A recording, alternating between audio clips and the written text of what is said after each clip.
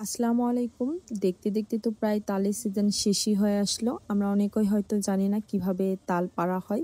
আমি কিন্তু জীবনে প্রথমবার এই তাল পাড়াটা দেখেছি, এর জন্য আপনাদের সাথে শেয়ার করলাম। অনেকেই হয়তো তাল পাড়া কখনো দেখেনি, তাদের উদ্দেশ্যে মূলত আমি এই ভিডিওটা করেছি।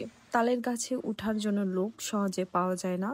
অনেক বছর পর কিন্তু এই কাজটাতে লোক পাওয়া গেছে তাল পাড়ার জন্য। আমি অনেক ভিডিওতেই দেখেছি যে বাঁশের সাহায্যে উঠে, ইনি কিন্তু কোনো বাঁশের সাহায্যে উঠেনি, ইনি একটি দড়ির সাহায্যে একদম পুরোটাই উঠেছে। গাছের উপরে নিজেকে ব্যালেন্স রেখে তারপরে তাল কাটা থেকে শুরু করে তাল নিচে নামিয়ে দেওয়া অনেক কষ্টসাধ্য একটা ব্যাপার। আমি নিচে থেকেই কেমন জানি আমার ফিল হচ্ছিল, জানি না ওনার উপরে থেকে কেমন লাগছিল।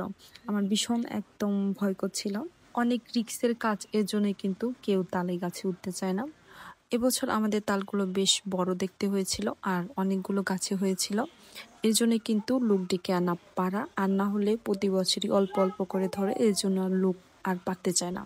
গত বছর একজন লোক ডেকে আনা হয়েছিল তাল পাড়ার জন্য। উনি বলেছেন যে এই অল্প তালের জন্য আমি গাছে উঠতে পারবো না। তালের গাছটা একদম আমাদের ঘরের উপরে। এখন যে তালগুলো পাচ্ছে সেগুলো একদমই কাঁচা তাল, 2-3 দিন রাখলেই কিন্তু তালগুলো পেকে যাবে। কিছু কিছু গাছের তাল তিতা লাগে, কিন্তু এই গাছের তাল তিতা লাগে না। আমরা যখন কিনে খেতাম তখন কিন্তু তালগুলো কিছু তাল ভালো থাকতো আর কিছু তাল কিন্তু তিতা লাগতো। আর এই সময়ে তালের সিজনে সবার ঘরে ঘরে কিন্তু তালের পিঠা পায়েস থেকেই যায়। আর এইটা কিন্তু গ্রাম বাংলার একটা ঐতিহ্য, তালের পিঠা খেতেই হবে তালের সিজনে। আর আর আজকের কিন্তু ওয়েদারটা অনেক সুন্দর ছিল, আপনারা দেখতেই পাচ্ছেন। আর কতটুকু জুম করে দেখাচ্ছি আপনাদের সেটা দেখতেই পাচ্ছেন। আমি নিচ থেকে একদম তাকিয়ে থাকতে পারছিলাম না, তারপরে ভাবলাম যে ফোন ক্যামেরা দিয়ে একটু জুম করে দেখি যে উনি আসলে কি করছেন। আলহামদুলিল্লাহ অনেক সুন্দরই দেখা যাচ্ছে যে উনি আসলে কি করছে, খুঁটিনাটি সবই দেখতে পাচ্ছি। একটা ড্রোন ছিল, সেটা একটু উড়িয়ে দেখলাম যে কেমন দেখা যায়।